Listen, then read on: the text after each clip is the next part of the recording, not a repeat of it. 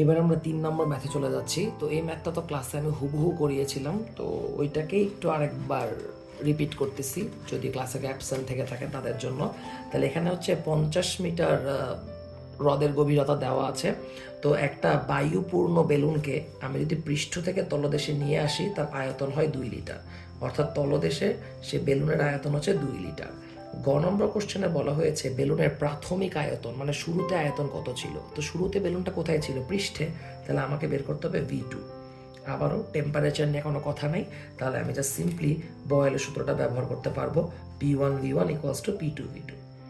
আচ্ছা, এবার আপনার যদি বিরক্ত হয়ে যান আপনি যে টেম্পারেচার কখনোই থাকে না কেন, আসলে এটা আমার কিছু করার নাই। আমি সব টেস্ট পেপার থেকে আপনাদেরকে ম্যাথ দিয়েছি, তো কোথাও টেম্পারেচার নিয়ে কোনো কথা বলা ছিল না। 90% ক্ষেত্রে এমনই হয়, বাট হ্যাঁ 10% ক্ষেত্রে অবশ্যই টেম্পারেচার দিয়ে দিতে পারে, বাট সেটার জন্য আমরা প্রস্তুত থাকবো। টেম্পারেচার দিয়ে দিলে কিচ্ছুই না, খালি সূত্র বসাবো P1V1/T1 = P2V2/T2, দ্যাটস ইট, আর কোনো প্রবলেম হবে না। যাই হোক, আমরা এখান থেকে V2টা বের করে ফেলবো। P1 মানে ওই একই কথা, P2 + H ρg।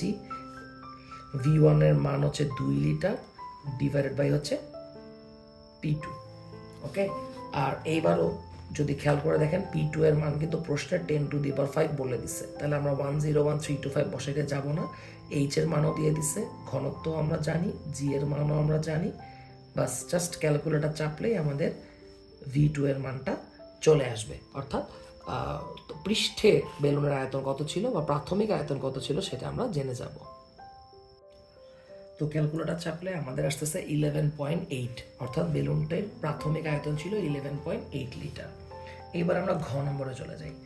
ঘ নম্বরে বলা হয়েছে যে তলদেশে যাওয়ার পর বেলুনটিতে আরও 1 লিটার বায়ু প্রবেশ করানো হলো। অর্থাৎ তলদেশে বেলুনের আয়তন ছিল কত? 2 লিটার, আমি আরও 1 লিটার বায়ু প্রবেশ করাইলাম, তাহলে এখন তলদেশে বেলুনের আয়তন হচ্ছে 3 লিটার।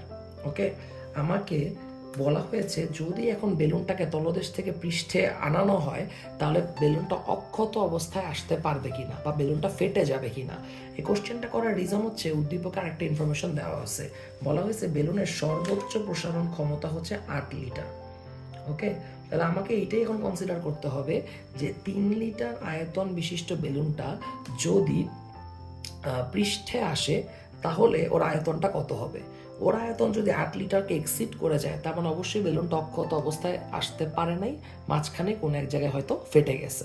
তো সেটাই আমরা বের করব। তার মধ্যে একটা কোশ্চেন অলরেডি অনেকে আমাকে করেছে, সেটা হচ্ছে যে ভাই বেলুনের আদি আয়তন 11.8 লিটার, তাহলে সর্বোচ্চ প্রসারণ ক্ষমতা 8 লিটার কেমনে হয়? মানে 8 লিটারে যদি সর্বোচ্চ প্রসারণ ক্ষমতা হয়, তাহলে শুরুতে 11.8 লিটার কেমনে ছিল?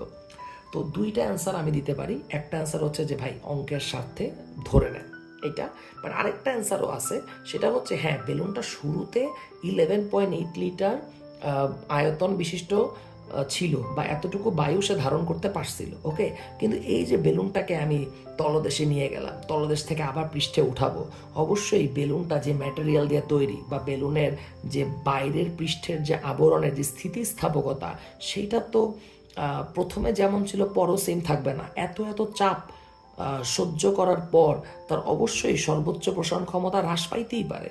তাই এখানে আমাকে কনসিডার করতে হচ্ছে যে শুরুতে এত ধারণ করতে পারলেও পরবর্তীতে কিন্তু সর্বোচ্চ ধারণ ক্ষমতাটা কমে গেছে, সেটা হচ্ছে 8 লিটার। যাই হোক, আমরা আমাদের অঙ্কে চলে যাই। তাহলে আমরা আবারও সূত্র বসাবো P1V1 প্রাইম P2V2 প্রাইম। আমাকে V2 প্রাইমটা বের করতে হবে।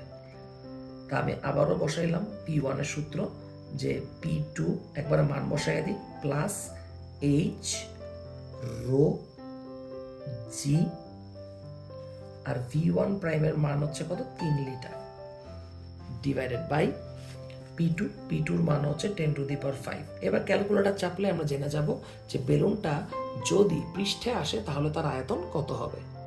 তো ক্যালকুলেটর চাপলে আমার অ্যান্সার আসে হচ্ছে 17.7। অর্থাৎ বেলুনটা যদি তলদেশ থেকে পৃষ্ঠে আসে তখন তার আয়তন হবে 17.7 লিটার। কিন্তু আমরা তো এখানে মাত্রই বললাম যে বেলুনের সর্বোচ্চ প্রসারণ ক্ষমতাই কি? 8 লিটার। তার মানে নিশ্চয়ই বেলুনটা অক্ষত অবস্থায় পৃষ্ঠে আসতে পারবে না, এর মাঝখানে কোনো এক জায়গায় বেলুনটা ফেটে যাবে। তো এই সেম ম্যাথ আমি আগেও করাইছিলাম ক্লাসে, এখন আবারও আপনাদেরকে দিয়ে অ্যাসাইনমেন্টটা করাইলাম। আশা করি বুঝতে পেরেছেন, কিন্তু এখানে একটা টুইস্ট আছে।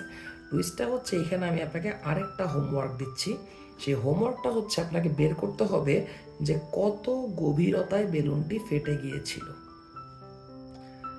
ক্লাসে যখন ম্যাথটা করাইছিলাম তখন বেলুনটা অক্ষত অবস্থায় আসতে পারছিল, তাই আমি এই কোশ্চেনটা করতে পারি নাই, কিন্তু এখন আমি এই কোশ্চেনটা করতে পারবো যে কত গভীরতায় বেলুনটি ফেটে গিয়েছিল। এইটা আপনারা বাসায় একবার ট্রাই করবেন, দেখেন যে পারেন কিনা।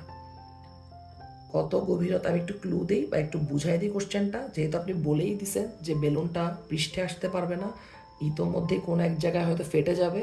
এখন আপনাকে এটাই কনসিডার করতে হবে যে তলদেশ থেকে ঠিক কত উচ্চতায় ওঠার পর অথবা পৃষ্ঠ থেকে কত গভীরতায় এই বেলুনটা ফেটে গিয়েছিল। একবার চিন্তা করে দেখেন পারেন কিনা।